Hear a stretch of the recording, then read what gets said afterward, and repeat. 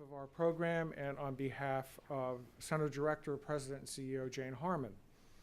We're very pleased to be hosting the event revolving the launch of this report.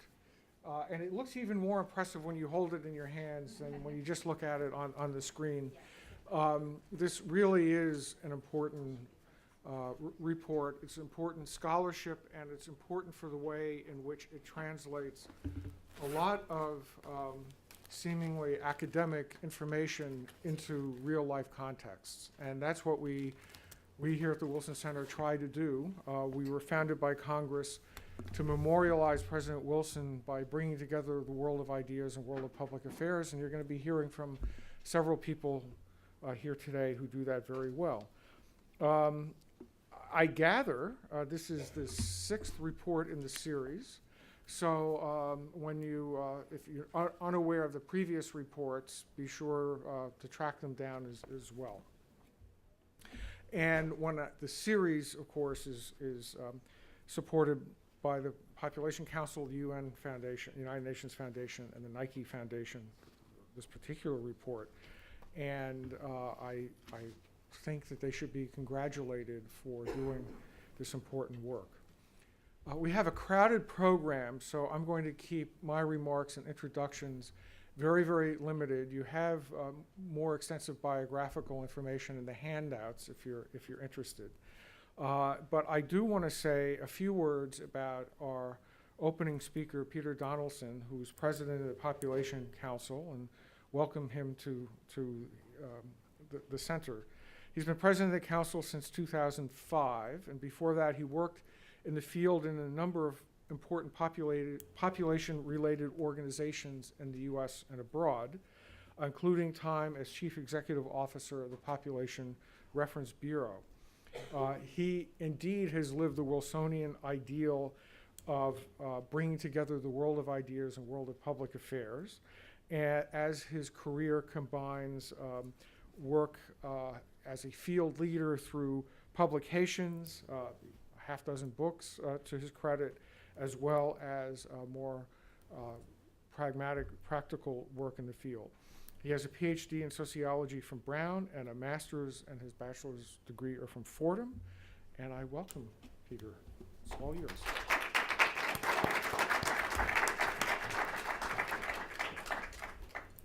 Thank you, Blair, for that very gracious introduction. And on behalf of the Population Council, I'd like to thank the Wilson Center for hosting this event. We're very grateful. This is one of Washington's great, if you care about international affairs, you know and care about the Wilson Center, so we thank you very much. And on behalf of the council, I'd like to thank all of you for coming for this launch of what we think is going to be a particularly important report on girls on the move, adolescent girls in migration in the developing world. And I wanted to say a few words about what this work means for the Population Council. The report explores the links between migration, risk, and opportunity for adolescent girls. It's a very first report of its kind to look at the social and economic factors that have shaped the migration experience of adolescent girls. This report is part of a Population Council effort to describe the varied circumstances of adolescent girls. For the past 15 years, my colleagues have been looking at data from lots of different sources and working to describe the circumstances of adolescent girls throughout the developing world and what difference do those circumstances make. And I think their papers and their reports and presentations at occasions like this have really changed the way people think about the determinants of the well-being of adolescent girls and their role in development and the impact of development on adolescent girls. In effect, I think that our work and this report have helped move the field of thinking about adolescent girls away from a preoccupation with sexual and reproductive health and in-school programs to a much more nuanced and sophisticated and broader view of the well-being of adolescent girls. I think, like a lot of our previous work, this book is going to challenge the conventional thinking. The received wisdom is that migration is bad for adolescent girls. It puts vulnerable girls in risky circumstances, and as a result, their life is worse than it would have been otherwise. And we find that for the vast majority of adolescent girls, migration is a positive thing. Migration typically gives girls more control of their lives, more opportunity to continue schooling, more opportunity to find employment, more opportunities, more ways to escape from poverty. And I think the trick is, and what the report concentrates on, and what you're going to hear about from the speakers, is how can we maximize the yield of migration for adolescent girls? How can we make sure that girls get the most out of migration? That's the pivotal question, I think, that the report tries to address. And as you'll hear from the speakers, what they recommend, I won't go into details, they recommend that both governments and civil societies try to create a series of safety nets to help adolescent girls and to maximize the gains from the migration experience. This report was written by a team of council officers, Miriam Timon, Mark Montgomery, who are here on the stage, Sarah Engebretson and Catherine Barker, who are in the audience. And so I thank them for their work on this report, for their analytical work, and for their really thought-provoking agenda about what do we do to maximize the yield of migration for adolescent girls. We're going to have a number of panelists, and so I thank them for their participation as well. And to end up what Blair did, to thank the Coalition for Adolescent Girls. This report is part of that very influential series on Girls Count, and so we're very pleased to have a place in that influential body of work.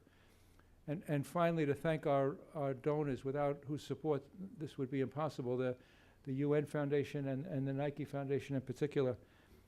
And with that, I'll turn the proceedings over to Mark and Miriam.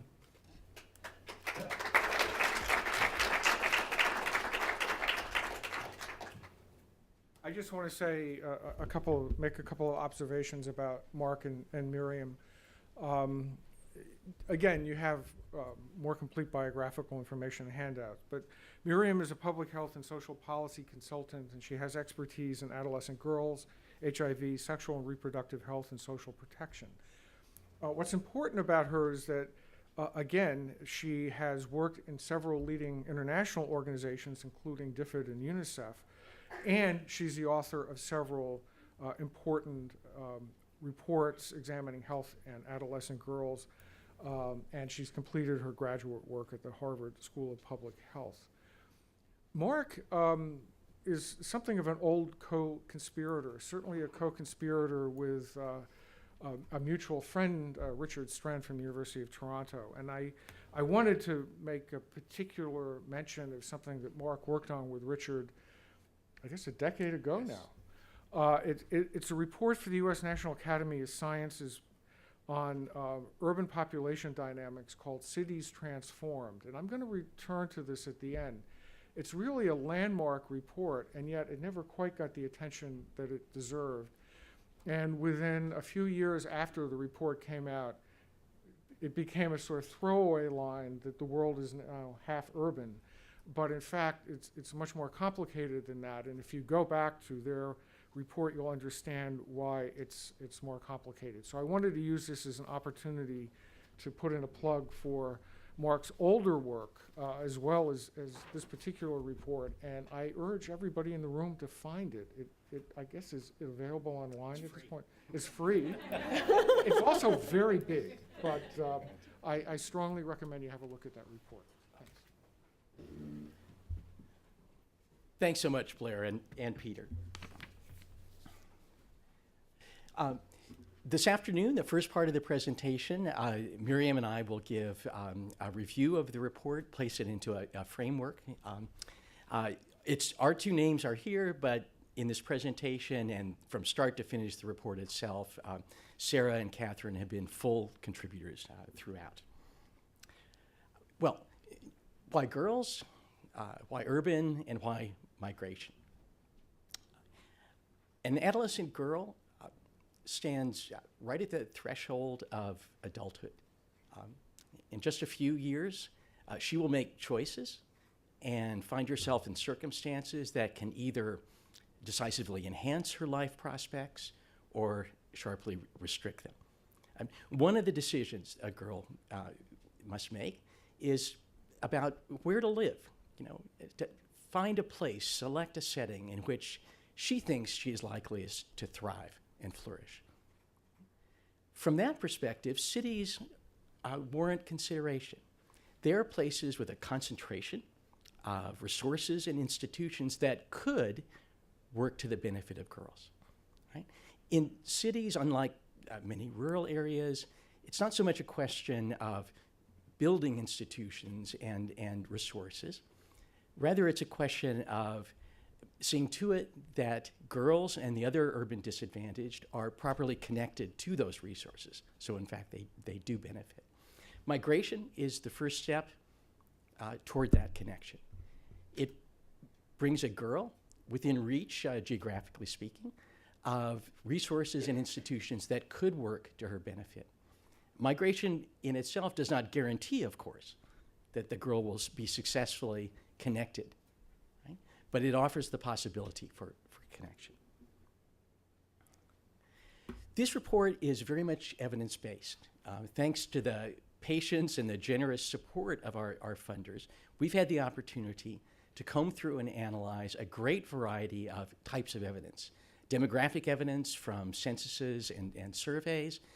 We've commissioned research reports, done an extensive review of the literature with close attention to what many of you know as the gray literature, where most of the information about how programs actually operate is found. And so standing here at the end of this phase of work, we find that we feel that we've done a lot, but there is much more to do. Right? If we are to design programs so that they are attentive to evidence, right? Design policies so that they are based on the full range of evidence and not on misperceptions or misconceptions, then we'll have some work left to do to fill what, as you'll see, are large gaps in the evidence base. Okay. This afternoon, this is a brief outline of the talk. We'll close with a discussion of some of the items on an action agenda, and I hope that on your way in, you had a chance to pick up the page that describes that agenda more fully. If not, then on the way out. Well, one of the things that we did not know when we started this effort was whether adolescent migrant girls were numerically a large enough group to warrant, sustained consideration in a report such as this. What we found is that many of these girls, aged 15 to 19, living in cities and towns, are, in fact, recent migrants. That is, they have arrived in their current locations in the 5 years before the census or survey. We also found, however, that the percentages of girls who are migrants depends on how the question is being asked and what the definition of migrant is. In population censuses, we analyzed over 60. We found that from 5 to 30% of urban girls aged 15 to 19 are recent migrants. When we used the demographic and health surveys, and there we had access to over 150 surveys, the percentages turned out to be much higher, right? Reaching as high as 8 girls out of 10. Now, from either source, we see confirmed that migrant girls are indeed a numerically important group. But there's a lot to be learned about the differences between what censuses tell us and what surveys tell us in these percentages. So I don't want to talk about that point now, but rather just to flag it for your attention as something we may come back to in the general discussion. So what do we know about these girls? Who are they, and why is it that they migrate? Girls, like women, boys, and men, when they migrate, they often do so in search of better livelihoods than they could hope to obtain at home. Right? Girls have that in common with migrants of all kinds. Right? As adolescents, however, girls have a special interest in moving in order that they can further their schooling, whether through formal means or through informal means, and have an interest in skill building as well. Right? Now, many girls do move in connection with marriage and describe it as moving in order to marry. But our research finds that the vast majority of urban migrant girls move while they're unmarried. It's the vast majority of girls in that situation. We also, in analyzing the data, came upon a very pronounced empirical regularity that does not fit with conventional wisdom. So if I ask you to consider the image in your mind now of a migrant girl, probably you, as like me, have a vision of a girl embarking from a rural village on the trek to the city. So is that what the empirical realities show? This slide indicates on the vertical axis the the percentage of urban migrant girls who came from rural villages. Okay. And we mark across the 50% line where those girls are in a majority. Also on the horizontal axis is a control, if you will, for the percentage urban in the country as a whole. Right? The main point to note is the number of dots, each one representing a demographic and health survey. Below the line is against above the line. Okay. In these surveys, it is far more common for urban immigrant girls to come from other cities and towns than it is for them to come from rural villages. That's not what the literature suggests to us. That's not what researchers have been saying for generations and even today. So the researchers, the research community has not caught up and recognized these demographic realities. When we went to the literature in search of understanding, what does it mean to be an urban to urban migrant girl? We found nothing.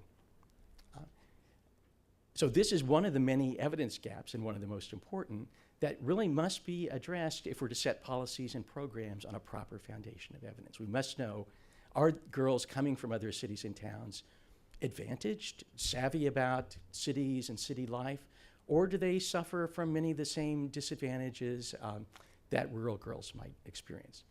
Today, we simply don't know. Okay.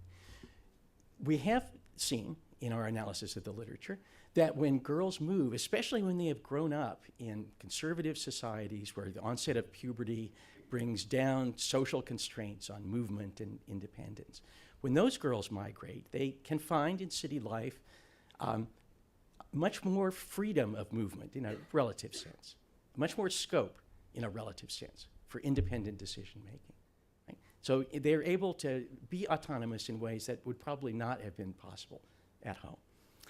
When girls settle in, find work, and begin to make contributions to their families at home, their voice in family affairs becomes greater. They are seen as valued contributors when they show what girls can do, when they show their parents and other relatives that it's possible for a girl to be an important contributor to the family economy. And where schooling opportunities and opportunities for skill building are concerned, migrant girls, well, let's take a look at the data. Here's a graph where we compare levels of enrollment. Again, on the vertical axis are enrollment levels for urban immigrant girls, aged 15 to 19. On the horizontal are those same enrollment levels, but for a different group of girls, urban girls who are not migrants. And the diagonal line cutting through the middle is the line of equality in terms of enrollment rates. So what you see in this figure are many points lying to the right of the diagonal line, which means that urban girls who are not migrants are enrolled at sometimes substantially greater percentages than are the migrant girls. So that's one of the two stories this figure has to tell.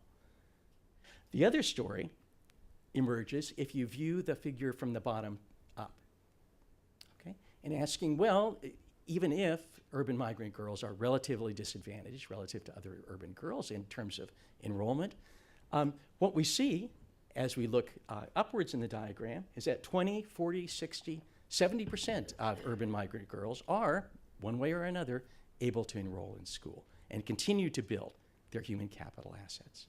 So it's a story both of relative disadvantage and of taking advantage of the opportunities available.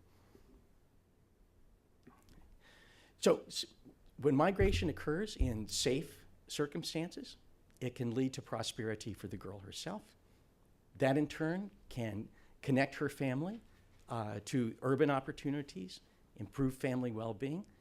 Over time, as girls come to be seen differently, there's at least the prospect that enough examples of success of this kind will shift gender norms in the direction of greater equality. Now, how would migration be organized in an ideal world? Well, in that ideal world, a girl deciding whether to go or to stay, either one, would be making an informed choice with the knowledge that should she decide to go, there are supportive institutions and protective safety nets in place.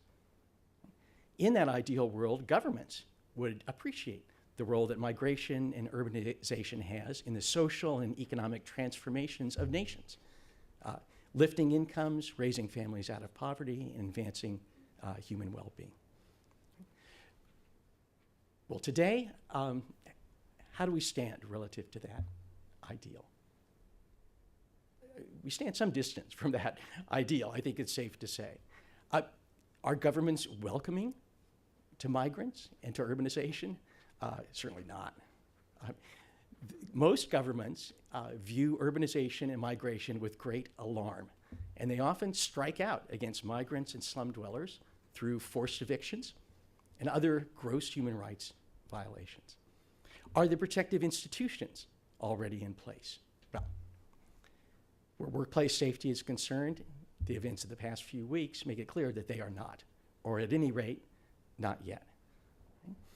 And in the realm of programs and policies, there too we see an imbalance or a less than full understanding of the process of migration. Much policy attention, much program effort has been fixated on one end of the spectrum that runs from risk to opportunity. On the most extreme risks, sex trafficking and the like, that afflict relatively few girls. What's been lost from sight are the more routine or common risks that face greater numbers of migrant girls. And entirely out of the picture have been the benefits that motivate migration, the prospect of searching for them. And so in the literature, we see an over-concentration on the risk and indeed the extreme risk situations, leading to a lack of understanding of migration as a whole. So what we've tried to do in Girls on the Move is to present the full spectrum from risk to opportunity with careful attention to the gradations in between, right, where the reality is located. So let me now turn the presentation over to Miriam.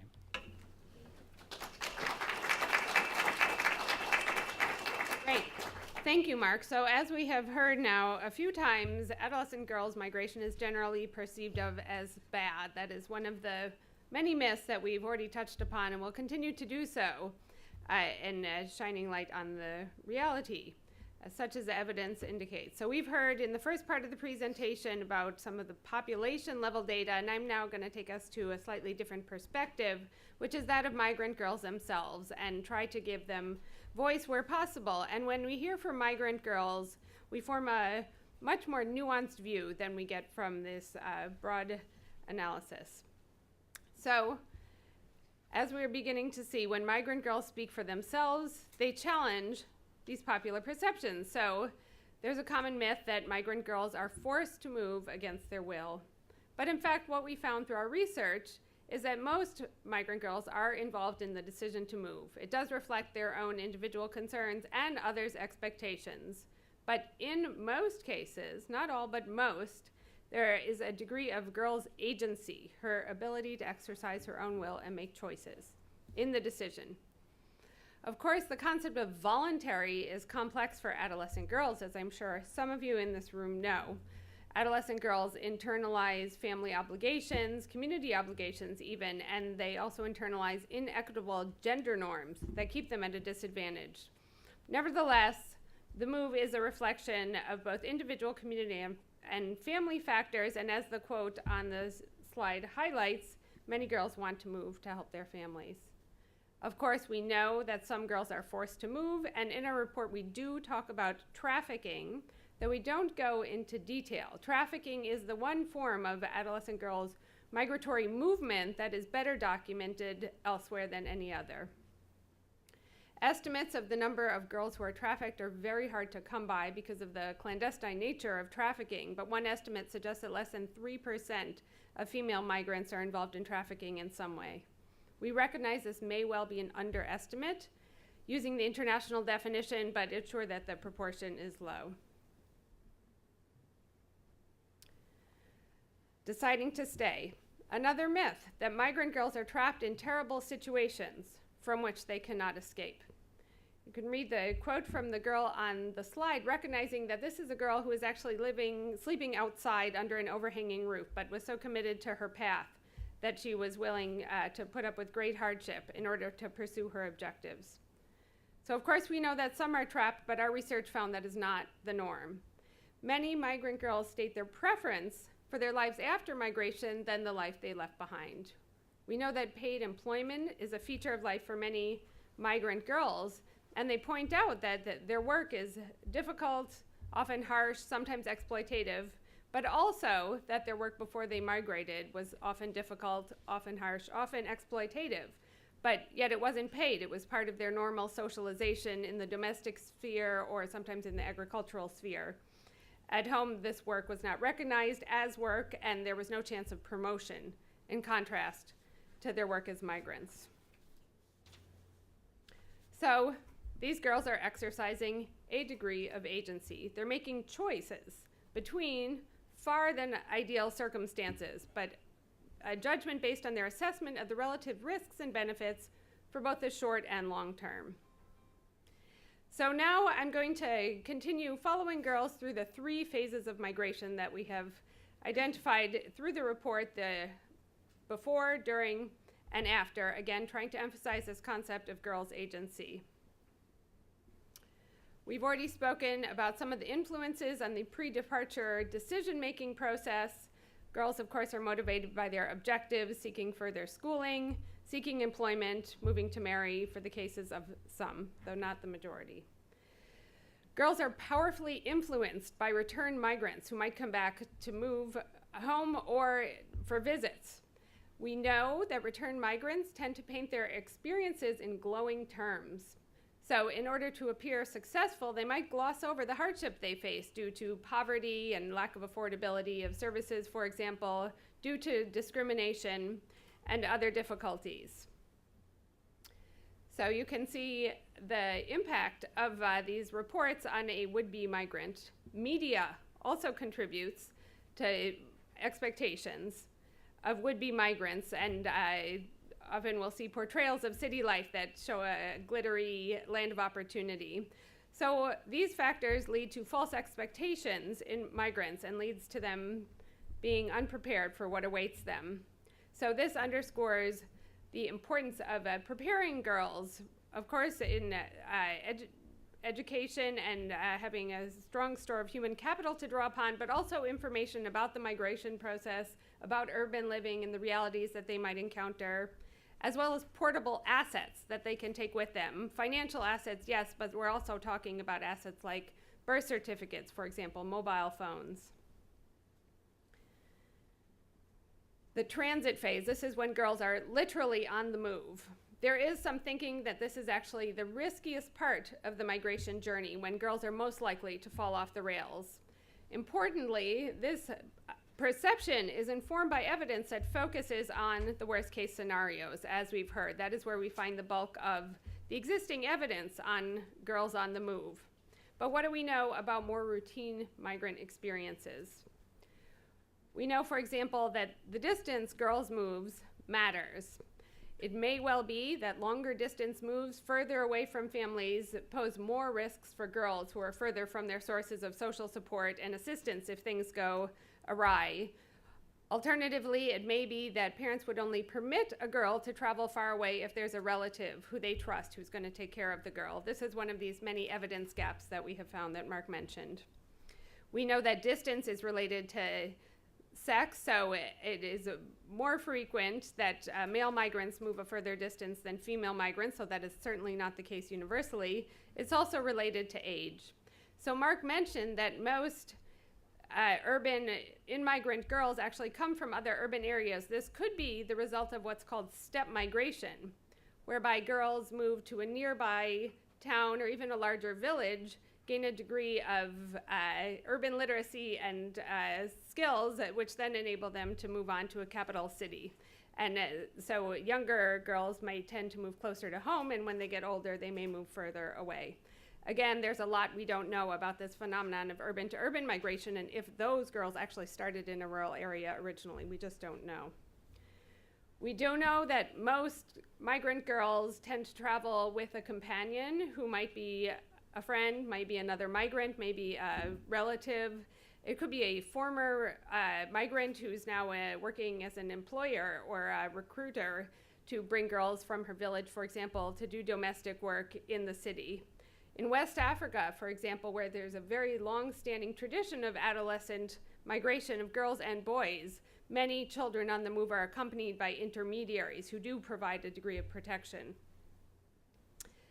Where girls end up is important. So this quote describes a situation, a very scary situation for a girl who would land in a bus depot. And for girls who are not used to big cities, a bus depot can be a very overwhelming place, and certainly can be a place where they face risk. So again, the importance of ensuring girls are prepared when they set out with money and certainly information about where to go. For example, the address and phone number of a former neighbor who moved to the city before them, which is not infrequent in situations of chain migration, where many migrants are moving from one area to the other and they follow each other in a chain. The next phase, on arrival, where do girls land? We know that migrant girls, like migrants in general, often move to slums, but not all of them. And in fact, our analysis showed that migrant girls' access to water and sanitation sources was not significantly different from non-migrants. This could be because many migrant girls go to do domestic labor in better off neighborhoods, in better off households, but that is a very interesting finding that is contradictory to a lot of the received wisdom that needs more understanding. In any case, wherever they end up, the housing situation is likely to be unfamiliar to them. We also know it's unstable, with a lot of changes of housing, and it certainly can present health risks, particularly in slums, which we know pose environmental health risks. It also may provide opportunities. So in some slums, there are neighborhood associations and women's groups. They also encounter a greater density of social services, as Mark mentioned. He already spoke about access to schooling. Migrant girls in cities will find many more health services around them than they would be used to where they came from, particularly if they came from a rural area. It doesn't mean those are accessible to them. They may find these services are unaffordable, they may not know how to use them, and importantly, they may face discrimination, which keeps them away. This is the case for both health and education services. Social support is critical. The girl in the last slide mentioned that she didn't know anyone, and this, unfortunately, is the case for too many migrant girls. So, this is the experience of a girl who did not know anyone and did not have full information about where she was going. So we analyzed the degree to which migrant girls were living with family members, and we found that indeed, in a number of countries, as shown on the slide here, the dark bar is the migrants, the lighter bar is the non-migrant. It's the percentage of 15 to 19-year-old urban migrant girls who are related to their head of household. As you can see across the board, that non-migrant girls are more closely related. In Vietnam, in fact, almost 70% of migrant girls 15 to 19 are not living with a relative. So this means less social support at home, and that these girls are missing out on the benefits that we know accrue from having social support. We know that social support helps girls to stay in school, it helps them avoid unprotected sex, it helps them learn about health services, risks associated with pregnancy, and other risks. It is a chilling fact that the most vulnerable adolescent girls have the fewest friends, the least access to social support through their family. So this is one clear way that being a migrant girl can exacerbate other forms of disadvantage that adolescent girls face. Another characteristic of urban life that migrant girls encounter is more diverse labor markets. However, within these diverse markets, their job options tend to be constrained. They're entering with limited education level, limited human capital, poverty certainly, and they face triple discrimination in employment because of their sex, certainly because of their age, and because of their migrant status. So they do tend to cluster in industries that are described as the 3 Ds: dirty, dangerous, and degrading or difficult, depending on the region. And this can be said for migrants as a whole, not only migrant girls. The most common forms of employment we found are in the service industries, often domestic labor, in the so-called entertainment industry, and that deserves quotes around it because it can refer to bar girls, waitresses in restaurants, and also girls who are sexually exploited. And then work in factories, which is very common in some parts of the world. And of course, we can't talk about this point without mentioning the April 24th tragedy in Bangladesh. I'm sure you all know that over 1,100 workers died, and the number is continuing to increase. And it is striking in the pictures that we see in the media how many of those who died are young and female, and it is certain that many of them were migrants, likely the majority, that we don't know. You can read in our report how these very garment factories provide young women with socially accepted alternatives to child marriage, to early childbearing, how they provide a path to greater autonomy, and many of the benefits that Mark mentioned earlier. But this pursuit ended in tragedy for so many, and this is sadly a very nice illustration of the complexity of drawing simple conclusions about adolescent girls' migration. I've mentioned domestic workers. Around the world, many domestic workers, most are female, often young, many are migrants.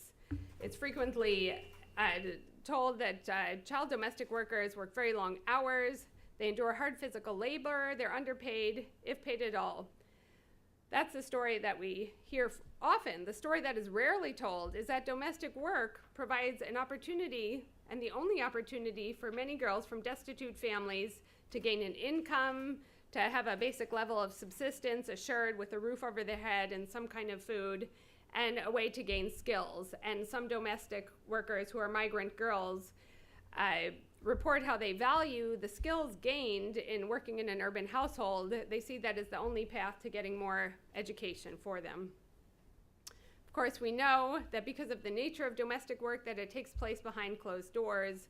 Workers are subject to exploitation and abuse, including sexual abuse, and this risk may well be compounded for migrants who lack the social support, as we've seen, maybe far from family and friends who could help if they're under threat. So in this brief summary, I've highlighted many specific ways that programming and policy could take account of migrant girls' unique circumstances and to reduce the risks associated with the triple threat I mentioned, which prevents them from maximizing their potential. So in our report, we did a review of the programming landscape for adolescent girls. And we did find concerns. However, in the report, there are examples of both promising and effective programs for girls in particular, as well as groups that include them. So this is part of the story. But what we found in general is too little too late. So programs that aim to reach migrant girls, again, or groups that include many migrant girls, tend to be very small scale, very limited coverage, and they tend to be reactive. They reach girls after something has gone wrong, rather than being proactive and building their capital and assets to help prevent problems in the first place. We also know that youth programming, under which much adolescent girl programming falls, tends to exclude the girls who are the most isolated and vulnerable. And the girls who benefit tend to be those who are older, in school, maybe even accepted into the community. We heard already about the local government engagement, which in general views migration negatively, as if it were a problem that should be fixed without acknowledging the potential benefits. It's also worth noting that unless an adolescent migrant girl is a refugee or a victim of trafficking, she's not really on the radar screen of any international agency. So we'll hear more about that from our IOM colleague later. So what's needed? We are not recommending a slew of dedicated standalone programs and projects for adolescent girls. We recognize that different types of approaches are needed. All adolescent girls need policy changes to social systems to ensure that they benefit along with other potentially excluded populations, systems that take account of their unique circumstances.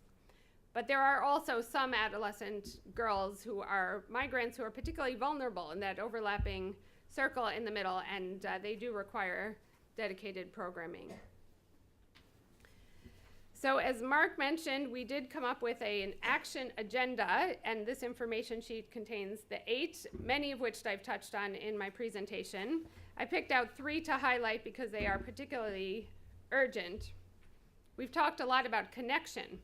So migrant girls need safety nets which help them to gain access to social support, recognizing that they're less likely to have it than others. Time and space to meet with other girls, to form connections with peers, with mentors, and other kinds of support networks. And these types of girl-only approaches are particularly important for the girls who are most likely to be left out, including domestic workers, child brides, girls who are sexually exploited. And we know that this requires targeted, purposeful recruitment to reach them because they are generally excluded. Secondly, critical evidence gaps need to be filled. We need to understand more about age and sex disaggregated internal migration rates using new and existing quantitative data. So for example, we saw some of what can be revealed through census analysis. There's much more of that to be done. We need to ensure we do qualitative research that allows migrant girls to speak for themselves, as well as longitudinal studies to look at the long-term impact of the transition and their settling in, as well as evidence relevant to programming. And thirdly, we need to increase migrant girls' visibility through policy and through advocacy. And this is advocacy on behalf of migrants as a whole. It's clear that not all migrants are adult males, but that is the model that much of the policy advocacy is built on.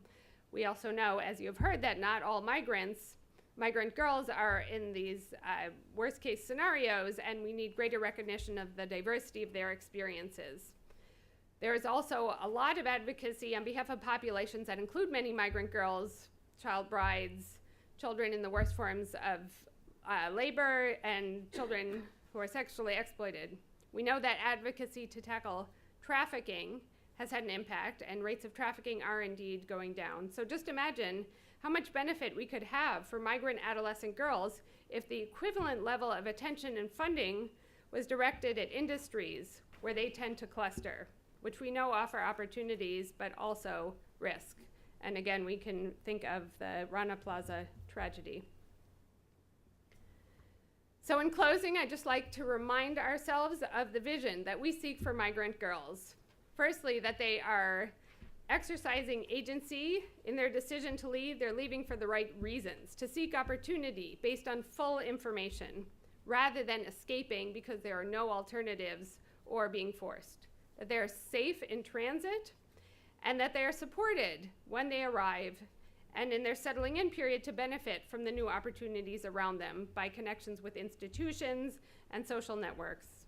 And by pursuing this vision, we can make it our business to make the most of adolescent girls' migration for the girls themselves, for their families, and for societies. Thank you.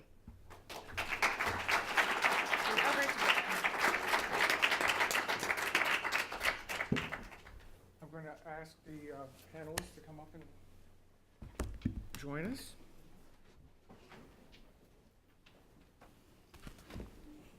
Very well done. While they're coming up, I will identify them. I'm not going to introduce them because you have information, but I will identify them. We have Kathy Calvin, President and CEO of the United Nations Foundation, Anne Blanc, Vice President of World Population Council, Jenny Klugman, Director of Gender and Development at the World Bank Group, and Luca Dall'Oglio, Chief of Mission of the IOM, the International Organization of Migration. And I think we're just going to go right down the line. Okay. Well, I'm delighted to get to go first because I want to first say congratulations to the authors and the Population Council for a superb study. I was part of the team that dreamed up the Girls Count series maybe 5 years ago, and I credit Maria Idle from the Nike Foundation for saying, we just don't have enough evidence and we don't have enough data to convince people that we have to be addressing girls in the specific needs that they have, and we need to make sure this happens. So our first partner, of course, was the Pop Council, and over those 5 years, we've developed 6 reports. This is the 6th, and they've been in discrete areas where we were trying to address an uncharted dimension of a girl's life in an area that perhaps hadn't been addressed before and provide concrete actions that could be taken in that. And so each of the reports has, as you were pointing out, a very specific call to action for girls. And in each, we were looking for girl data that would actually lead to action. So we looked at girls in education, girls in health, girls in rural economies, girls and their own voices and how that they can have agency, and then of course an overview, and now this report. So we think it's been great to remind donors that you should only invest when there is good data, that we need to make sure data is driving what we're doing when we are investing, and that we should be tracking that data in all of the investing we're doing. We also think the timing is critical because girls, 15 years ago were pretty invisible in the scene. Even the UN did 0 to 5 really well, and then when a girl got married and had a baby, she showed up on the scene again. And so we at the UN Foundation early on identified that this was a need, and I would say in the last 10 to 15 years, girls have become much more visible, and that's a credit to a lot of great organizations that have joined in this. And I want to specifically call out the Coalition for Adolescent Girls that now leads the process for this report, for kind of keeping the community together. The second reason that it's important is that we are now all looking toward the post-2015 framework, post-development, the post-2015 framework agenda, and girls have to be at the heart of it, and we have to make sure they're counted. And so that whole effort to make sure girls are not forgotten, not an add-on, and not buried, I think is really critical. So again, this report is important. And finally, I think we're all looking for those impactful action items, and these reports have done it. And I specifically want to say, I think the fact that you guys were willing to challenge assumptions in this report and point out the benefits as well as the risks, which most people focus on, was really encouraging and reminding us that there are things that can be done to make a girl's life. They are going to be migrants, so how can we make them safer and for everyone? Thank you. Thank you. Thank you. Well, Kathy, that was a Please. great segue into what I wanted to talk about, speaking of action items. The report, The report shows, as Mark and Marion have mentioned, that most existing programs with migrant girls tend to be small scale, diverse, and often are designed to give assistance to girls after things have gone wrong. And so what I wanted to do was talk about one of the programs that we have been conducting at the council for the last several years. That's an example of something that is actually larger scale and that tries to assist girls prior to things going wrong. The program is called Buru Tasva. As many of you may have heard of it. It means shining light in Amharic. And it's actually an example of a program where the government is actively involved with assisting girls. It's implemented by the council in conjunction and collaboration with the Bureau of Women, Children, and Youth Affairs in Ethiopia. And that government agency collaborates with us both at the national level but also at the local level. The program was based on a study that was done in urban areas of Ethiopia several years ago, which showed that a large proportion of urban girls are migrants, that they work long hours, they have poor working conditions, and that most of them were not in school. So the council, and in collaboration with others, designed a program that is built around a basic safe spaces model, which is a model that involves girls meeting on a weekly basis with an adult female mentor who lives in the community in a designated, safe community space. A notable feature of this type of program, and one that is particularly relevant for this population of migrant girls, is that because these girls are so marginalized and so isolated, to recruit them into the program, it's necessary to actually knock on each door specifically, one after the other, to identify where these girls are, and sometimes to expend a lot of effort to convince their employers that they should be enrolled in the program. The program includes basic literacy training, numeracy training, life skills, reproductive health and HIV education, and also importantly, based on the report's evidence, it helps to connect girls to services. So there's a connection that's made to health services and, if necessary, to gender-based violence services. And what we found is that after going through the program, the girls have more friends. They have greater safety nets, as indicated by measures such as, do you have somebody who could loan you money in an emergency? Do you have a place you could spend the night in an emergency, et cetera? That they have greater knowledge of reproductive health and HIV.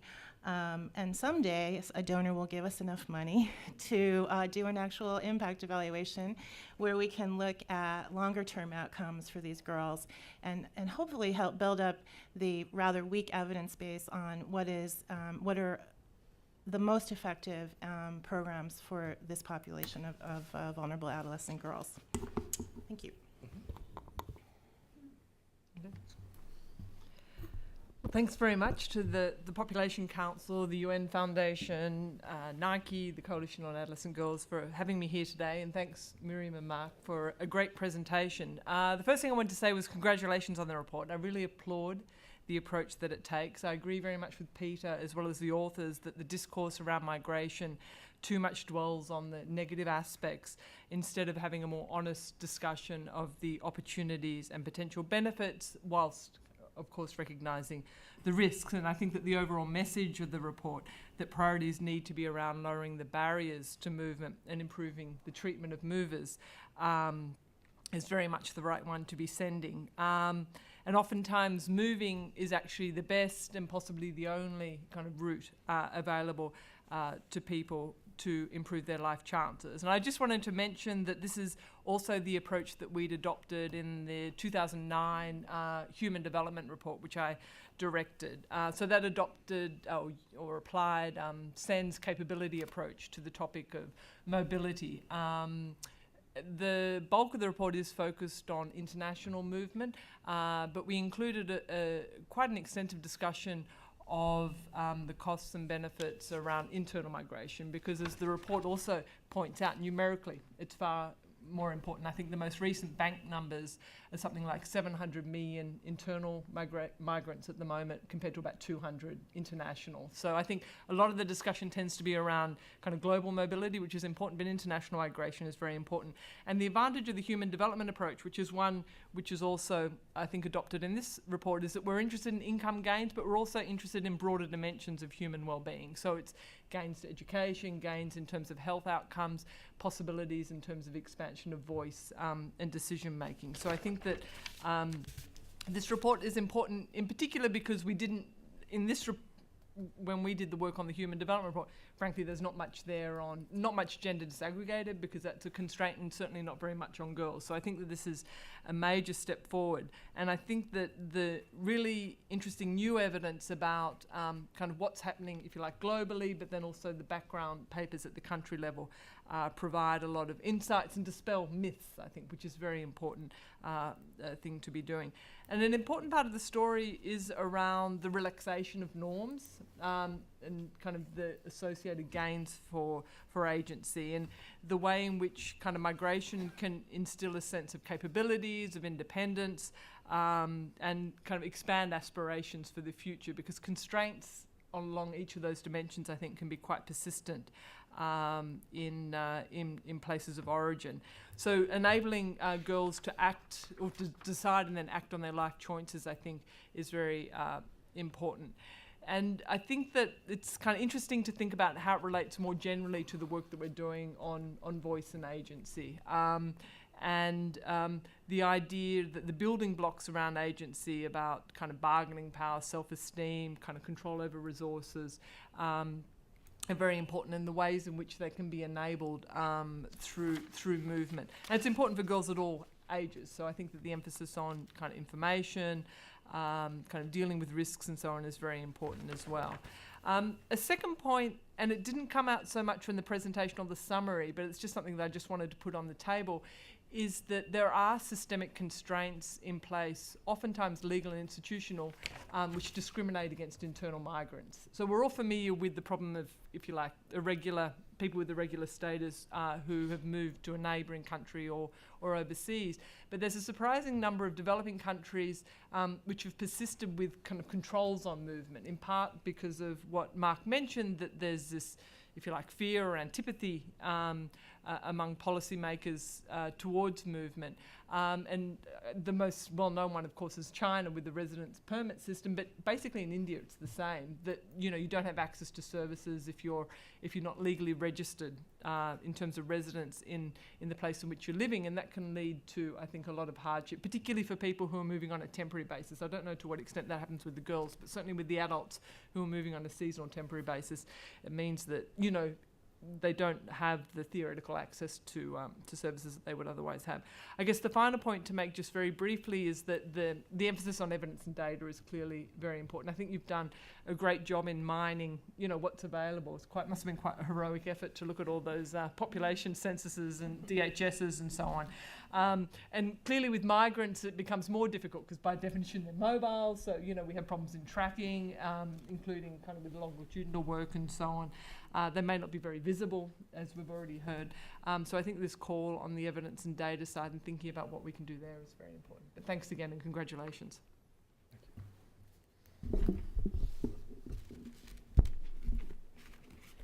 Yeah, just speak. First of all, I want to join my previous speakers in extending my thanks to the Wilson Center, to the Population Council, the Coalition for Adolescent Girls, the Nike Foundation and the UN Foundations for having promoted this initiative and inviting IOM to participating in this launch of the report, and also having allowed IOM to be a part of the advisory committee that has followed through these publications and this important work. I think it is, we do share the basic approach. The trend is no longer to look at migration as a developmental failure, but to look at migration as a developmental opportunity. Not look so much into the pitfall of brain drain, but looking into the issues of potential for empowerment. And I think this is a trend that is being reflected in the work of our organizations, in the work that we are proposing to the colleagues in the framework of the United Nations, the other interagencies that are working on migration, including the so-called Global Migration Group, which is a coalition of some 16 intergovernmental agencies, mostly United Nations, looking into various facets of migration. As I said, this report is very, very timely. First of all, it underscores the importance of investing in adolescent and girls. It identifies very well what are the key issues, the opportunities, the challenges, the risks of associated to migrations, and what can be done, and the recommendations that have been put forward, I think, are very important. But it's also very timely because it comes at a time when the international debate on international migration development has become very, very relevant. This year, there will be a number of preparatory events leading to the United Nations second high-level dialogue on migration and development. Will be held in the General Assembly at the beginning of October. Will capture, I think, a few years of reflection, now 7 years of reflection after the first debate. I think there will be important advancements, including broadening up this agenda that was very much focused on migration and development, not migrants, but migration and development. I think now we are looking into more the aspects of considering the human beings, the migrants and development, and I think opening up also to issues which are not strictly, if you like, governmental driven, but also driven by individual civil society organizations, a broader number of stakeholders, and I think more open to reality, look into this. So I think insofar as IOM is concerned, we certainly are playing our role to advocate, to inform, to make sure that this opportunity of the high-level dialogue does capture the advancement of this debate, and I think this report will help us tremendously in enriching the debate. well, it's been already recalled how relevant the issue is. We are talking about perhaps 1 person out of 7 being a migrant, out of 7 in the planet. So we're talking about maybe 1 billion people somewhat linked to migration as a personal, individual experience, perhaps 750 or so internally and 220 or so internationally. But this is only the tip of the iceberg. I mean, the families of these individuals also participate in the international migration networks, either as a recipient of remittances or recipient of social remittances, ideas, investments, opportunities, and so on. So it is really a global movement that is shaping and reshaping the way we live. And of course, within this context, the feminization of migration is particularly relevant. And issues have been pointed out to the fact that demand for labor, especially in more developed countries, is becoming increasingly gender selective in favor of certain kind of jobs to be filled by women. And second, the changing gender relations in some countries mean that women have more independence to work and migrate than previously. So these are 2 key issues. Now, we do appreciate the emphasis of the report based so much on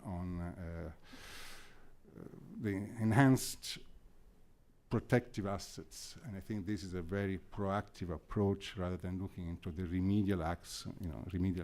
I think this should be approached that should inform the migration debate more in general, and I think this is something that we certainly support and second in moving in that direction.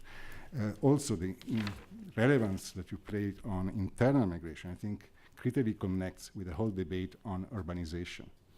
And the realization now that more than ever, the majority of the population, world population lives in cities, and cities are not yet capable of providing or keeping up to date with the demand in terms of services, in terms of infrastructure, then connects also to the new populations and the risks that we've seen in terms of urban planning, Islamization of cities, so that perhaps the separation between the displaced persons and urban poor is almost becoming invisible. And here there are issues that, of course, are very relevant insofar as actual programming flowing from this report. As I said, we at IOM look at migration, both internal and international, as a potential, as an enabler for equitable and sustainable social, economic, and human development. The potentially positive impact of migration, however, hinges upon appropriate governance, appropriate monitoring capacities, and the full protection and respect for the well-being and the human rights of all migrants. Fully agree, this is a kind of migration that offers opportunity for empowerment, improve health and education, health and career prospects, achieve in general, better living standards. So I will stop it here and in the discussion. I want to ask the authors and the panelists, let me step back a moment. I had the opportunity to become familiar with the report in planning for the session. And what strikes me, one of the real strengths of the report, is that it undermines much conventional wisdom about how the world operates. And one dimension of that, I just want to try to probe a little bit, given that we're here in Washington, which is the home of many international organizations, many international NGOs. We have a panel of people who certainly understand the international context. And what emerged from my reading of the report, one of the most powerful messages is much of this migration is internal migration. And we may or may not be effective at connecting with international migration. But the challenges with internal migration, first, we tend not to recognize it. Secondly, you have internal administrative restrictions, which also tend to be viewed as domestic policy. Third, I've done a lot of work on migration to and within Russia, and you have a situation which I'm sure exists in other countries where there are poor areas within the Russian Federation migrants from which are viewed almost as if they're external migrants, even though they're internal. They're not really viewed as full citizens. So when you begin to add this all together, where is the entry point into addressing the problems of internal migration for people in a room like this who are working from an international perspective? How do you begin to bring together the challenges of internal migration with the perspective of international migration? And maybe I'll start with both the authors for lessons learned, but then we have people on this side of the table who actually have a lot of experience with this. But why don't we go first? Well, I would say that one of the things the international community does very well is to help us understand, it help to measure migration. To make a difference, you first have to show that the problems exist, that they're of a significant scale and depth, that action is needed. We benefited greatly in this report from the demographic and health surveys, which are an activity supported for many, many years now by USAID. We've also learned a lot about the conditions of adolescents through the mixed surveys, the multiple indicator cluster surveys that UNICEF supports. Those are two irreplaceable resources. But I would say to both, it's time to take migration more seriously. If we want a fully rounded portrayal of adolescent lives, the mixed UNICEF surveys need to begin asking simple questions about migration. They're entering their fourth round, finishing their fourth round without yet having inquired at all about the migration status of adolescents and so on. The demographic and health surveys likewise has decided on basis unknown to abandon the two questions they have asked for almost 20 years on migration. So clearly the message has not gone out yet. But one of the things the international community does very well is to gather data, to bring issues and problems to light. Hopefully, ideally, our report will have something to do with a rethinking of the need to gather information on migration.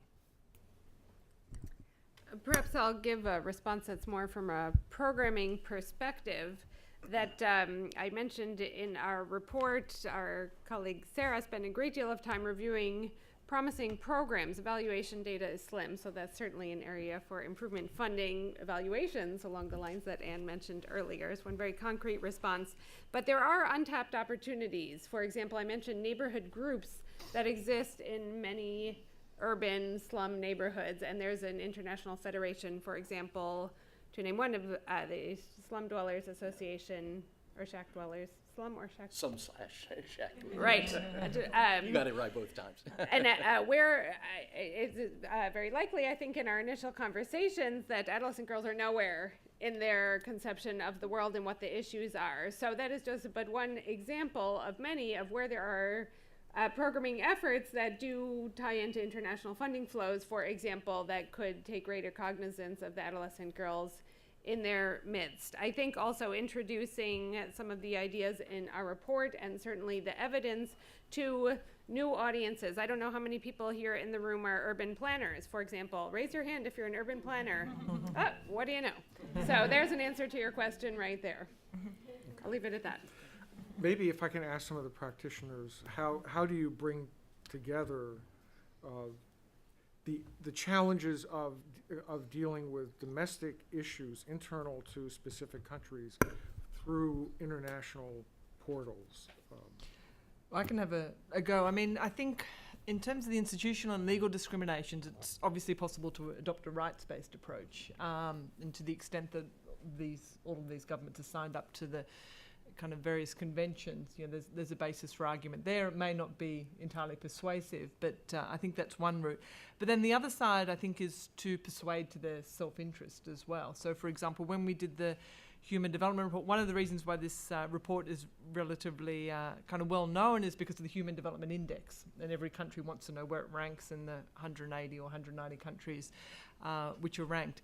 And if you look, for example, at Guinea, for their internal migrants, their HDI, which is this composite index of income, health and education, is about 23% higher for internal migrants relative to non-migrants, and if these internal migrants were a separate country, they'd move up 25 places in the ranking, right? So you could make these sorts of arguments, I think, to kind of ministers of finance and to the political leadership to be thinking about kind of the expansion, the ways in which internal kind of mobility expands opportunities, and it's a way of thinking about, if you like, broader development. The other side, if you like, more on the programming side, I think it relates to integration into programs. So, for example, the bank has a joint program with the ILO and possibly other agencies on better work, you know, which is seeking to improve conditions in, for example, garment factories and other industries around the world where workplace conditions are a problem. So I think part of it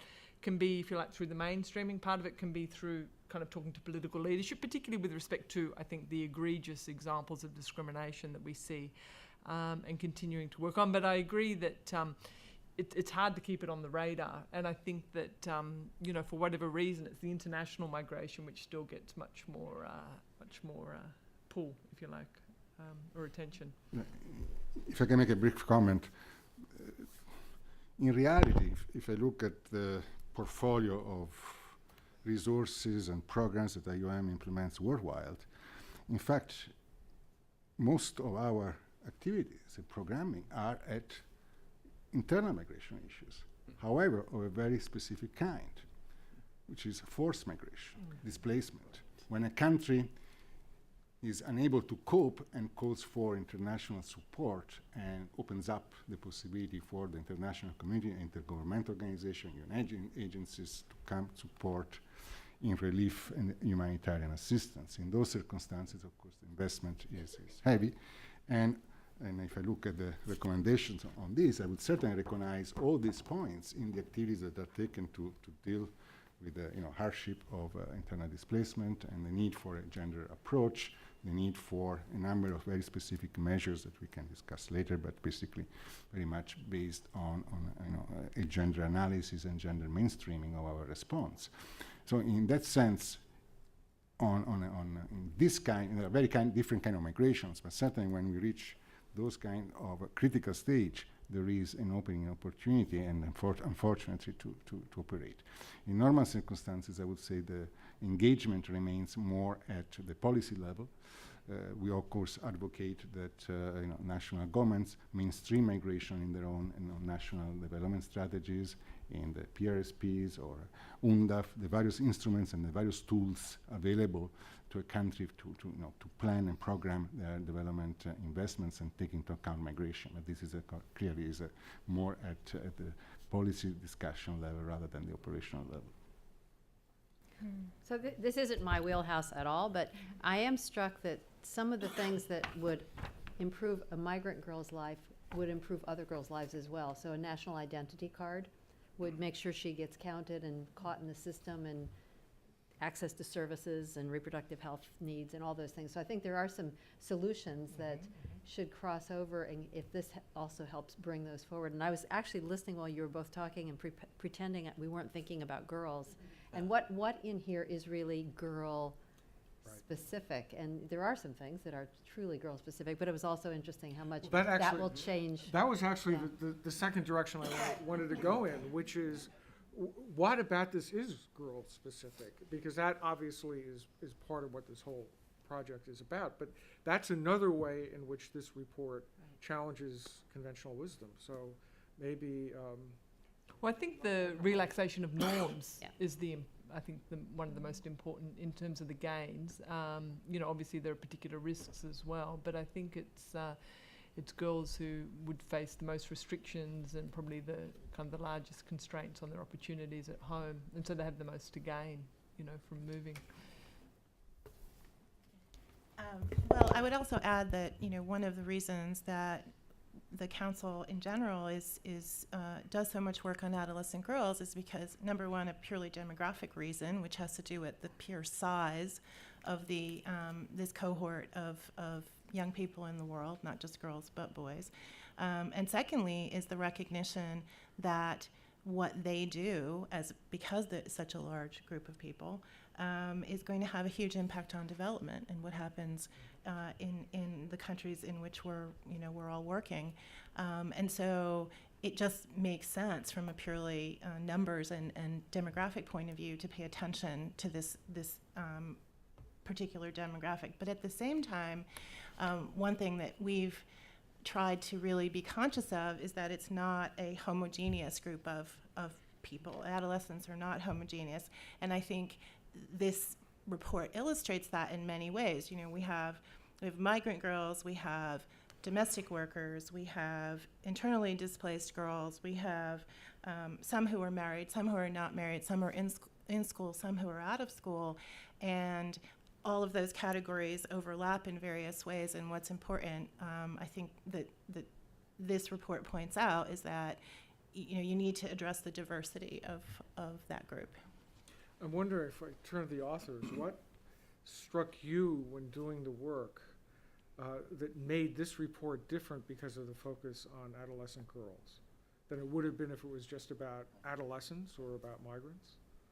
Well, one thing we learned early on was that the ages we're examining, so age 15 to 19, if you look at urban girls and urban boys, urban girls are much more likely, well, they are more likely to be recent migrants than urban boys. The differences are not always enormous, but they're systematic and they're evident.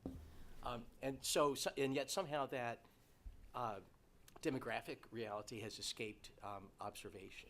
Boys tend to overtake girls in terms of migrant percentages as you enter the 20s and sort of the mid-20s. But in adolescence, the girls are more likely to be migrants.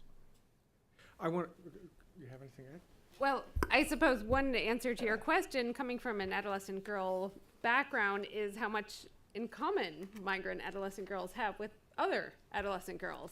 In fact, there are some characteristics that are common to them in terms of the patterns of employment, their patterns of residence, but those seem to be a much greater contributor to their risks and sources of vulnerability than their migrant status.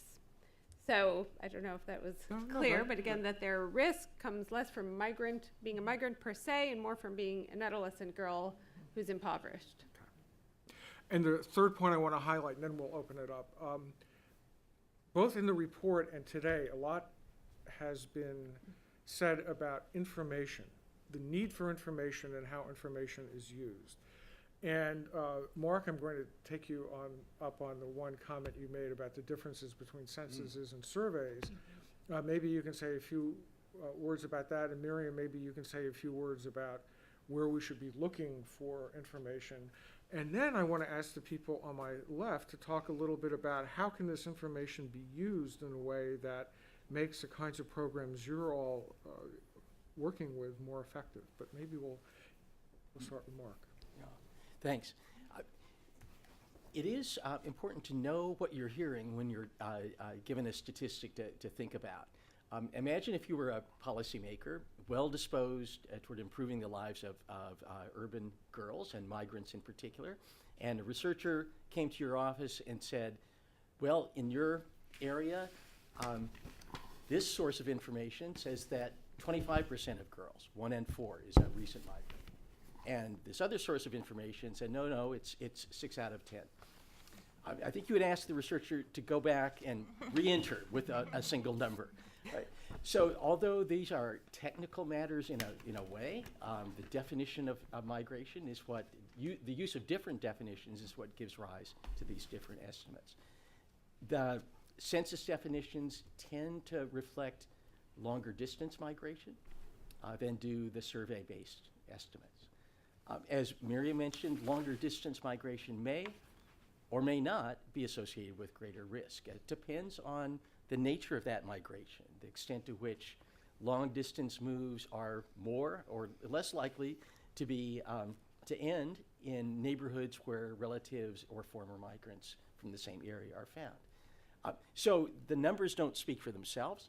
They come from different definitions, and they require local knowledge of the nature of migration to be properly interpreted. So you could say this is a technical matter, but I think more fundamentally it's a question of how information is translatable into knowledge. Perhaps my most pressing research questions are around indigenous protection systems or indigenous systems, whether they're protective or not, where they exist. We know that girls' migration and overall population movement is a major phenomenon in certain parts of the world. There is surely a great deal that is happening without any external contact at all, and that may be providing protection, may be providing risk. There are programming opportunities, collaborations that are untapped. So I would build on some of the good work their organization like Terre des Hommes, for example, that are very, very small in their funding and in their coverage. They work in West Africa, but they have started to document some of these indigenous systems I mentioned, and we know virtually nothing about parallel kinds of patterns elsewhere.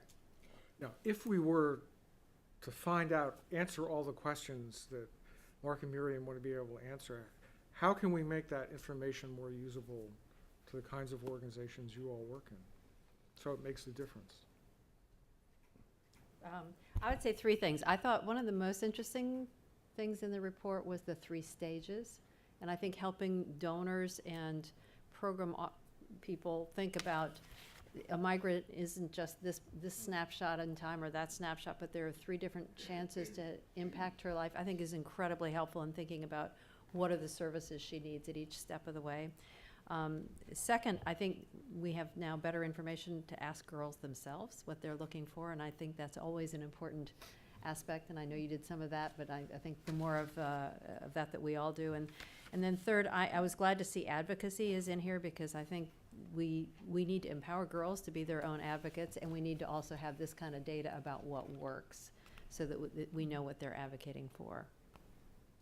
Any other observations? Well, I guess on the data side, what the World Bank has actually focused on quite a lot is on the remittances, which kind of my personal view is a little bit narrow, but I think it's an important part of the story, and it can be useful, including with kind of policymakers and so on.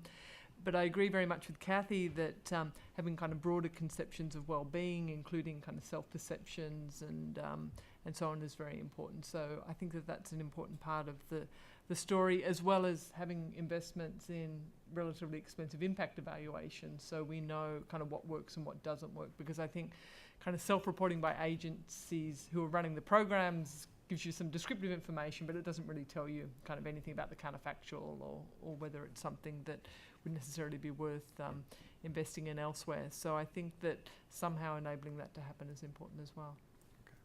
Yeah, I think we are sort of witnessing a moment in which carrying out projects and then keeping the results and not sharing the monitoring evaluation processes is no longer fashionable. And I think there is a request for public accountability on these issues, to put them, making them available to not only to the donor, but to the public, to the government, to the beneficiaries, being accountable 360 degrees. And I think this is a very important trend, needs to be supported, and I think donors need to insist on this, because I think it's going to change the way we do business on these matters. Specific on substance, of course, there are areas where international and national migration overlap. So in a country, you might well try to expose public officials, law enforcement authorities, civil society organizations, the private sectors, to the full range of issues that you would debate in international scenarios, which also applies to national ones. In fact, many countries shares, if you like, the same kind of risks when it comes to migration of particular vulnerable groups. So the divide between national and international is not as pronounced as it might appear, although it is pronounced, of course, for the individual migrants. It is not pronounced in terms of a systemic response that you need to take in terms of capacity building and capacity development at the national level. And I think there we have an opportunity to try to fashion our programs to capture the broader possible spectrum of issues. Just to add one point about data, one of the ways that we've found data, both the existing data, although it'd be nice to have more, it's always better to have more, useful in our program design and implementation is in pinpointing who the most vulnerable adolescent girls are, and this doesn't apply just to migrant girls, but to adolescent girls in general, who they are and where they're located. Because we found that if many programs that are aimed at vulnerable populations, particularly adolescent girls, who rely on volunteers, who recruit using measures of using methods surrounding who shows up or who signs up or who is around, who is easy to find, often miss the most vulnerable populations. And if you don't know they're there, then you don't know that your project is missing those girls. And so we found it to be very useful to use information about the populations in geographic locations to understand where the concentrations of these girls are, and then designing programs that specifically reach them and try to overcome the barriers to their participation in the programs. Well, I hope this discussion has been useful in illuminating some of the special aspects of this report and the noteworthy aspects of the report. We focused on 3 areas: the challenges of internal migration and conceptualizing some of these issues as relating to internal and not just international migration. And obviously the importance of information. And most importantly, and this goes to what the 6 reports are about, the importance of understanding the special nature of situations in which adolescent girls find themselves and begin to tailor responses to address their needs. And I think these are 3 of the many really important aspects of the report. But you and the audience have been very patient, so I want to give time for some questions and discussion. So we'll go first here, and we'll ask you to identify yourself, and then we'll pick up the 2 people on this side. Hi. Hi, I'm Alka Basu at the UN Foundation, and I know all of you, but still I'm curious. I just had a couple of clarifications, probably not even questions. The first is I'm still puzzled by the discrepancy between the DHS and the census. I mean, what's the difference that would account for these huge differences? I won't go into details, we can talk about that later, but I mean, I would have thought it's mainly place of birth, were you born here, is the typical question, but I don't know why do you have, I mean, how do we interpret these differences? I don't know. So that was one, I need my glasses, sorry. Question. The other thing I had was, this is something I ought to know, but I'm not clear in the definition of adolescence. Are you talking about 15 to 19-year-olds, or because you kept saying that Miriam had figures for 12 and 13-year-olds, and there's a big difference in how we interpret and understand these things if you're talking about 12-year-old girls compared to 18-year-old girls. So I'm just curious about whether there's any breakup and what it is that most of this refers to. The second last thing is, I was also interested in, I haven't seen the reports, so I looked very quickly and I wasn't sure I got it right. These migrant girls compared to non-migrant girls, their personal circumstances in terms of what proportion, for example, of the migrant girls are married. I saw that figure 2.2 talks about the marital status, but that's about when they migrated.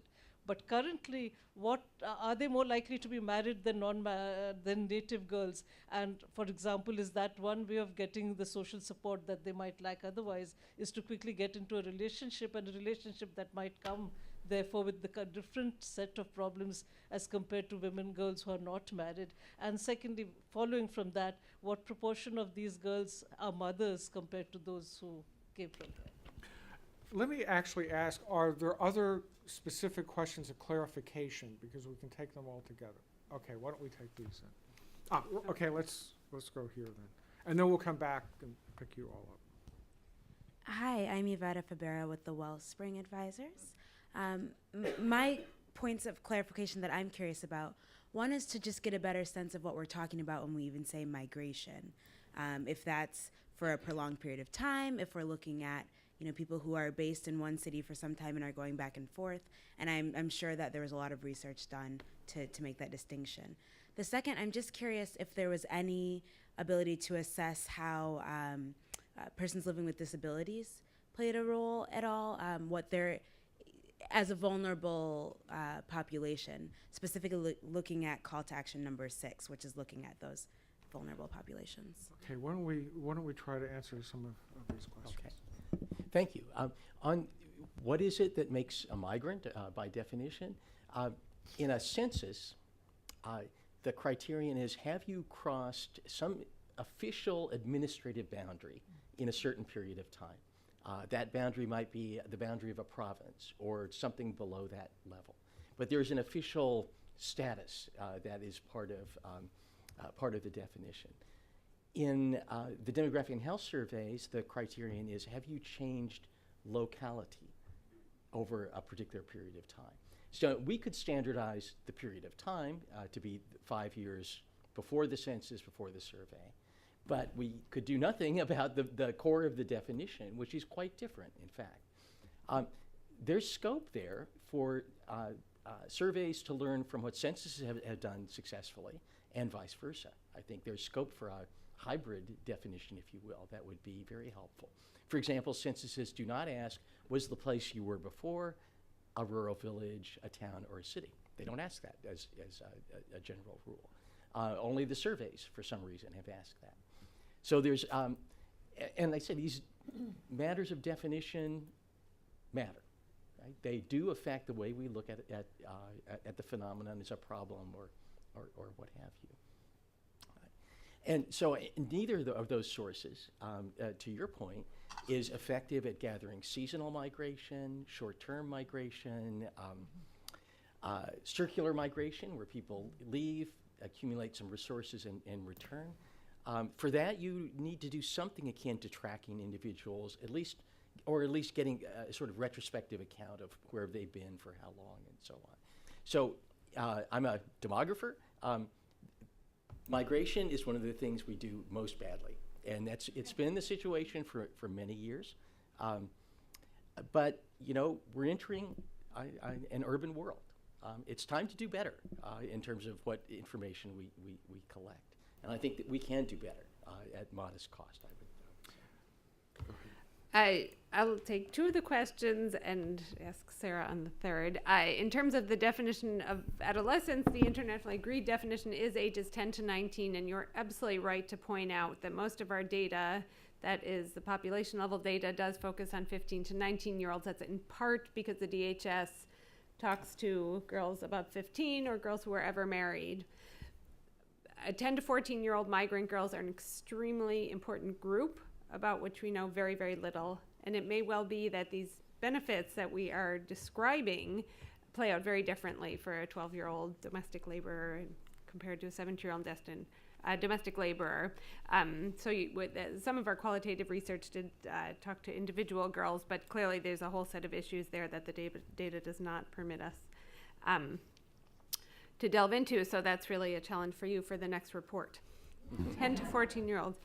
I do want to just briefly mention on the social support in marriage. The report does describe the results of a few pieces of the commission research that looks at a few countries and the experience of migrant girls and non-migrant girls in terms of marriage and childbearing. So you will find some results in the report, and they are small sample sizes, but they do find that within their sample, I believe it's India and Kenya, if I'm remembering correctly at the moment, that the migrant girls in the study were more likely to bear children early, for example, than the non-migrants. A particularly interesting conclusion from the Kenya study is that migrants tend to live in small dwellings where the parents and children and relatives are all living together in very tight quarters. So the daughters tend to move out earlier, and they need somewhere to stay. So they're more likely to strike up a sexual relationship, which would provide them with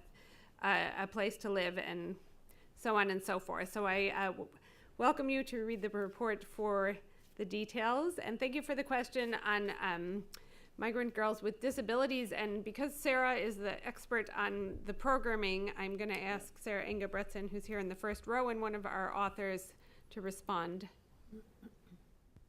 Thank you so much. I would say looking at adolescent girls and disabilities, not migrant girls specifically, is certainly coming on the radar of many INGOs and community-based organizations. we did not really find anything specific about what's being done for migrant adolescent girls with disabilities, except for extremely small-scale programs that are intervening with disadvantaged girls, which can include girls who've been trafficked, girls who are disabled, but really not programs with clear criteria and clear targeting and recruitment. And that's something that Miriam mentioned before, but purposeful recruitment is certainly something that's incredibly important if you want to find more vulnerable groups within adolescent girls or within migrant adolescent girls. Okay, we had 2 hands up over here, and is there a third hand in the room? So we'll take the 2 folks over here and then the third person, and we'll see where we are with time. Thank you. My name is Ariana Rabindranath, and I'm a research faculty at George Washington University. I recently conducted an evaluation of a program in Thailand that provides psychosocial support to migrant and refugee women and girls. And I just wanted to offer some of the findings that we came up with.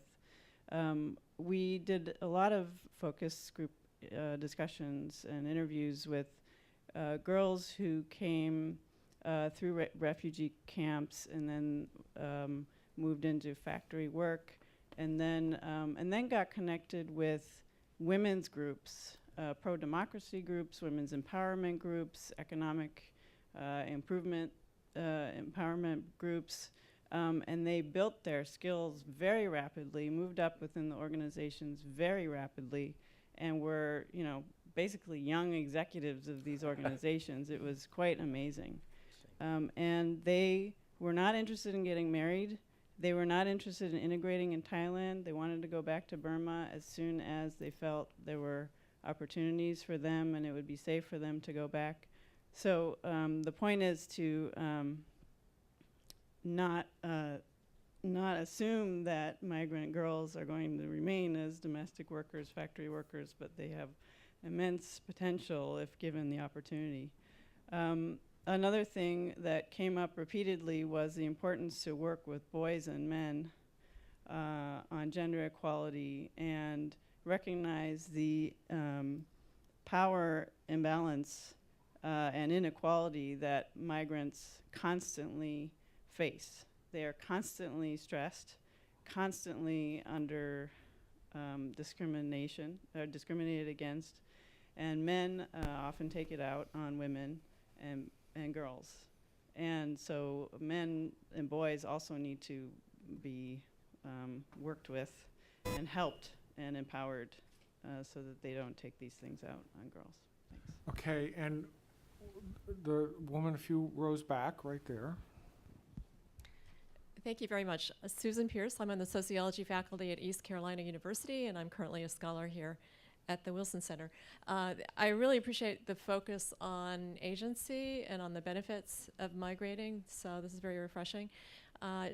2 questions that may be in the report, but I wonder if you could tell us whether you've ran across what proportion of the girls are migrating primarily to further their education as opposed to primarily for employment. And secondly, did you run across data that could disaggregate by whether these are the rural migrants particularly, I guess, are from ethnic or language minorities that are moving into these cities and how that might impact their experience? And before we respond, there's a third question right here. Hi, Kate Pfahlenberg with MSI. I had a question about, in terms of working with local governments and municipalities. I've heard a little bit, and in my former life in urban planning and now in health and gender work, there is a lot of resistance within municipalities in a lot of places, even for internal migrants. Has anybody studied that or looked at that? And you know, my instinct is, well, all these people coming in are a drain on resources, but that's just my guess. Has anybody actually engaged them and collect evidence on what would help municipalities in particular or urban areas to deal with this whole new global trend that I don't think is going away with urbanization and internal migration? And how can we help them? Okay, why don't we respond to the questions on the table? Okay. Well, let me start with yours, which I think is that is a question for the future. I mean, a major transformation is underway, just as profound as urbanization in this way. which is the phenomenon of decentralization. So today, if we talk about policy dialogue, it's about, let's say, the World Bank and national governments.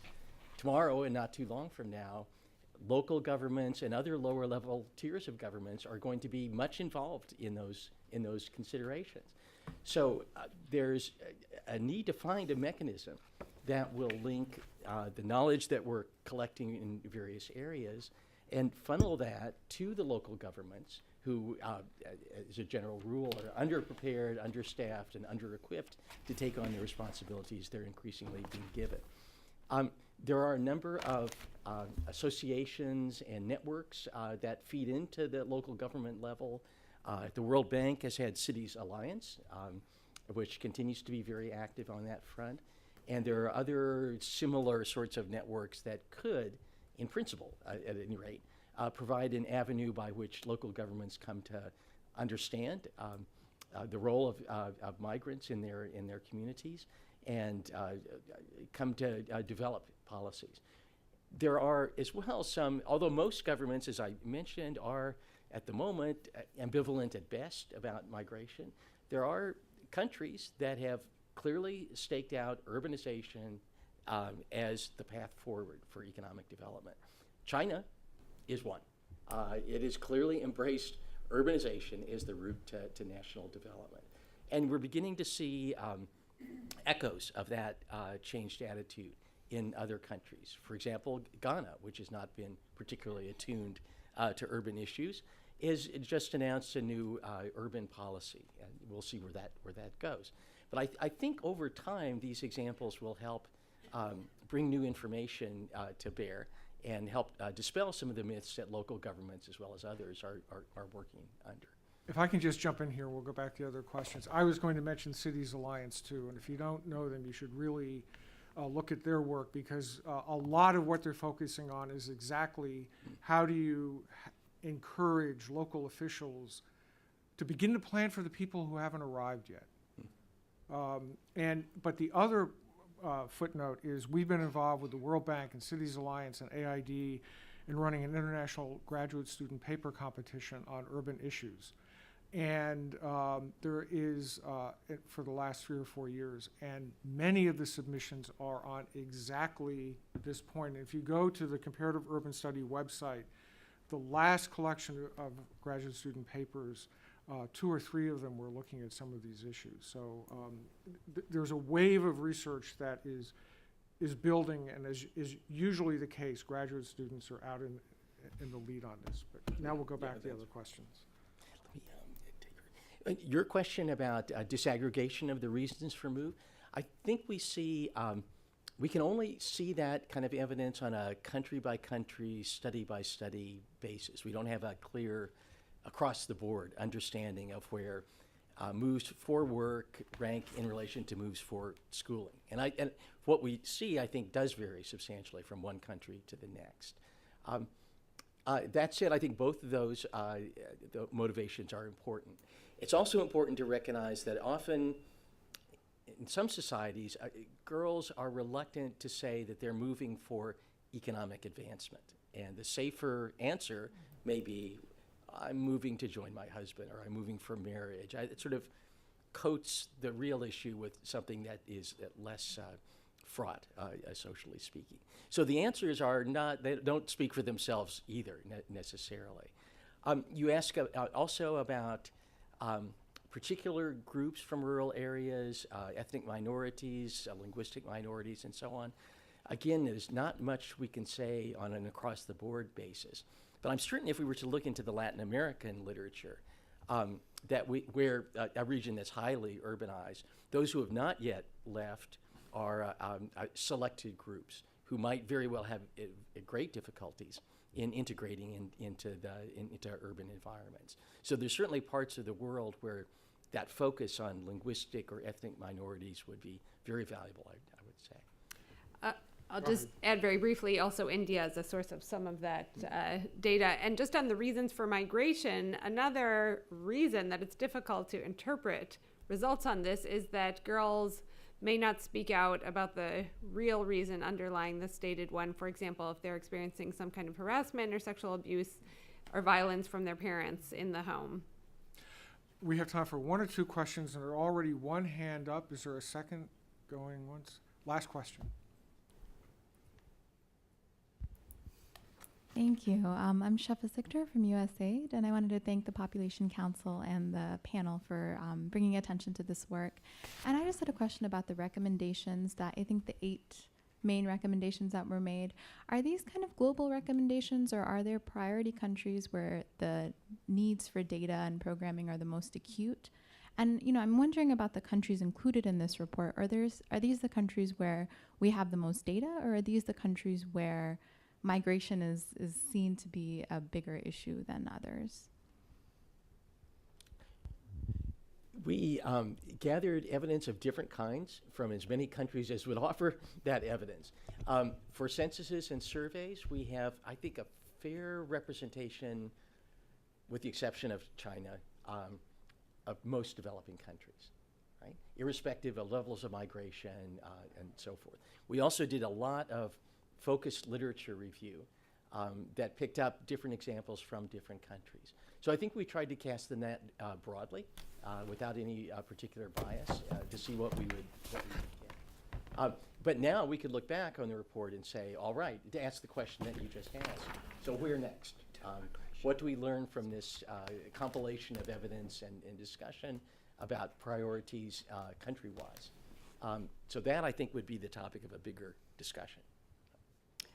I'll just add that we commissioned over a dozen research studies, so you will find more evidence in the report from those studies, which were developed to respond to this weak evidence base. Yeah, so I agree with Mark that determining where to focus, West Africa, you'll see a lot in the report from that region as well, because there is this long-standing tradition, as I mentioned, of young people's movements, and because it's been recognized by international organizations, there's more documentation, but that does not necessarily mean that that is the sole focus of our recommendations.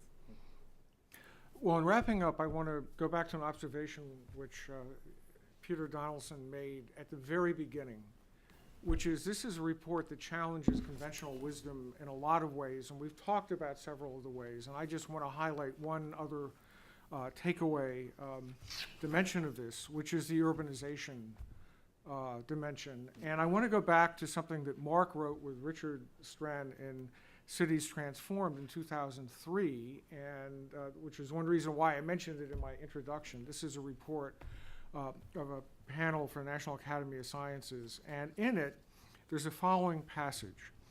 In the very near future, then, it will no longer be possible to conceive of developing countries as being mainly rural.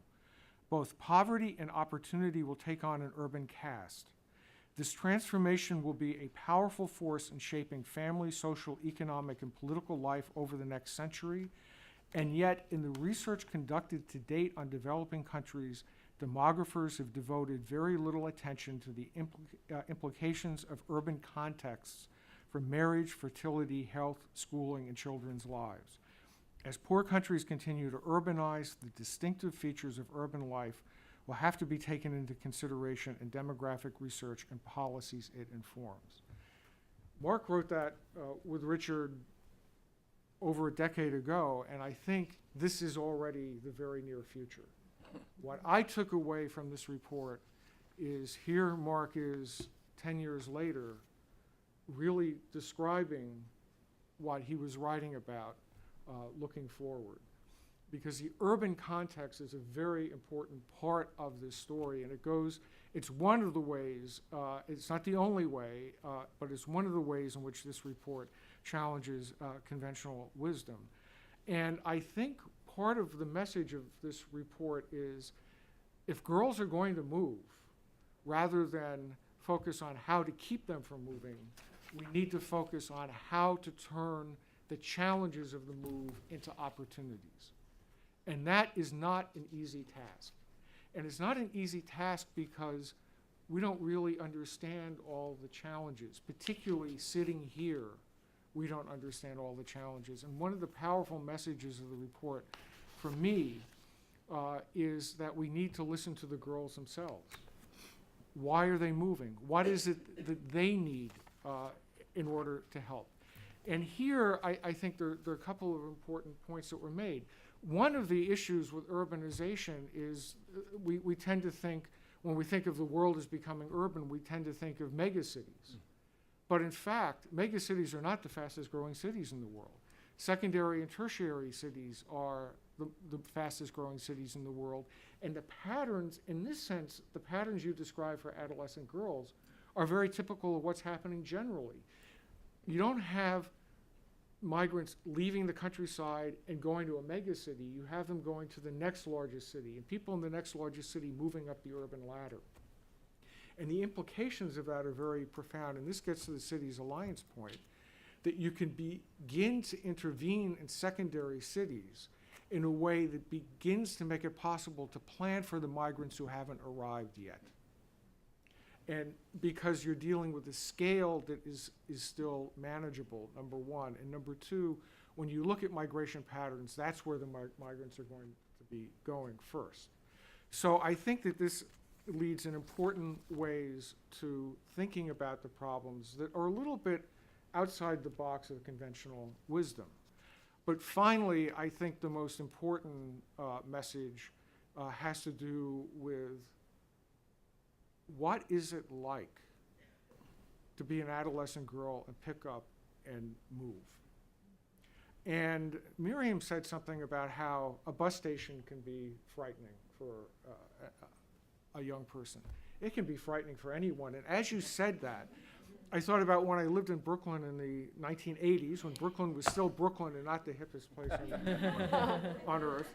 And I would get off a train at Penn Station late at night, and I would make the transfer from Amtrak to the IRT, and you go down that long Long Island Railroad corridor, and it was a miniature version of Dante's Inferno. And at the very end, there were two doors to restrooms, and above it said, "No exit." And that seemed to be, to me, a metaphor for entering New York City during the crack epidemic.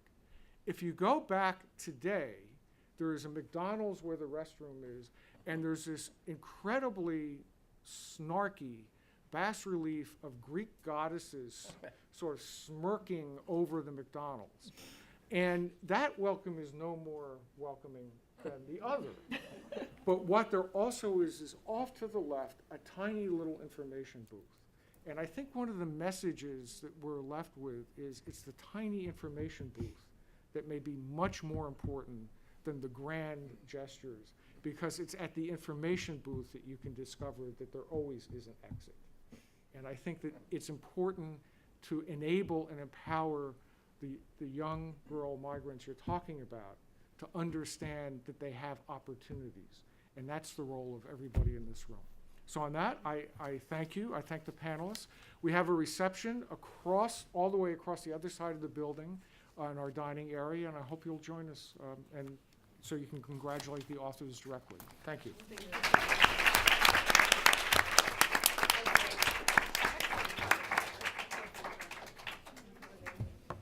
That was about the best moderation. Right. Yeah, that was fantastic.